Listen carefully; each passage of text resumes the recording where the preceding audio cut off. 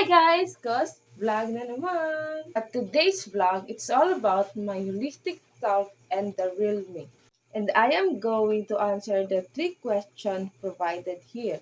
First is how you carry and manage yourself, your commitment to lifelong growth. Second is how do you assess your self-improvement or your progress. Third is what are your goals and how do you set your goals.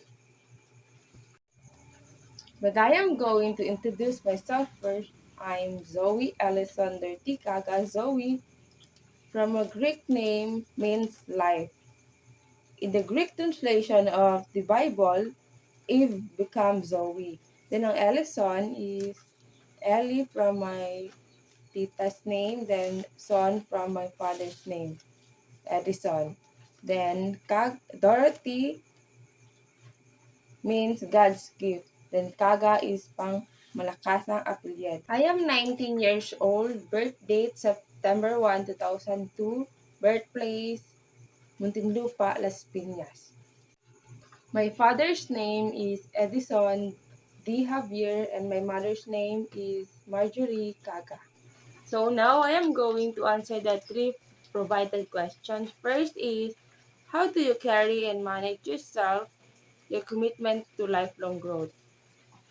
Well, as a person that's still learning and cannot fully manage myself, ang ginagawa ko lang is to let myself do what makes me happy. Then, if I make mistakes, I learn from that mistake. I don't want to force or pressure myself. Life is full of stress. It's my chance to let my life be happy.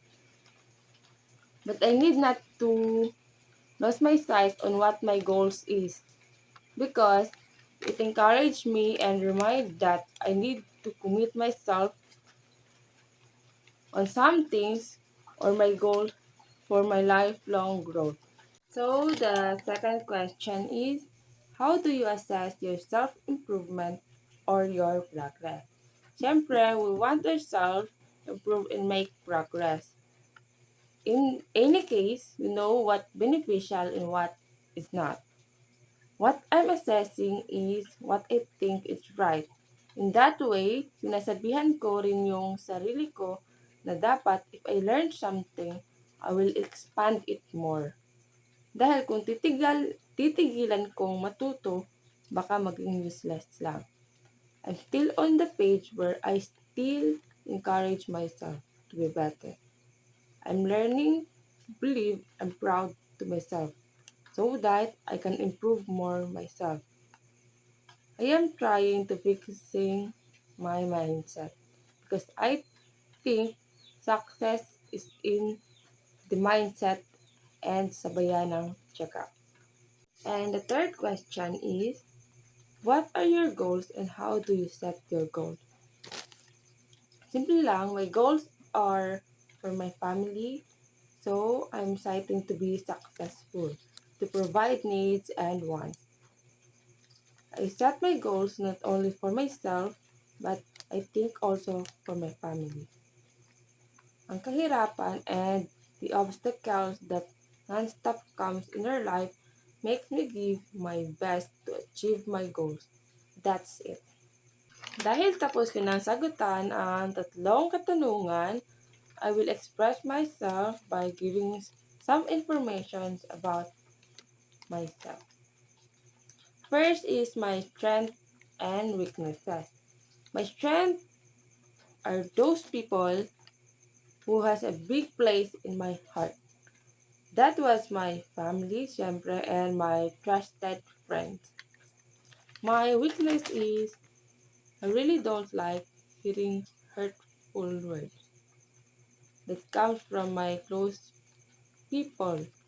It is really true that the person who gives you happiness also those person who can hurt you much.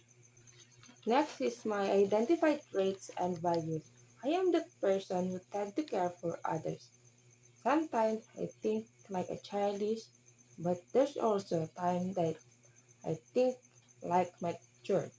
And I am an honest person because I cannot let myself being dishonest to others. Next is my to be learned traits and values. I learned that when making a decision, I really need time to think about it. Dapat padalos-dalos then dapat kung ano mga bagay na ayaw mong gawin sa iyo, huwag mong gawin sa iba. My travel. I really love traveling, but I hate bus or air conditioner van. Ayam dagat. There's many places that I traveled. Minsan nang dahil sa scouting, minsan sa family bonding. Some of the best places are Bohol, some of their tourist spot, the Chocolate Hill, the view of Lubbock River, and I love Camigan Island. I am planning to go back there. My bucket list.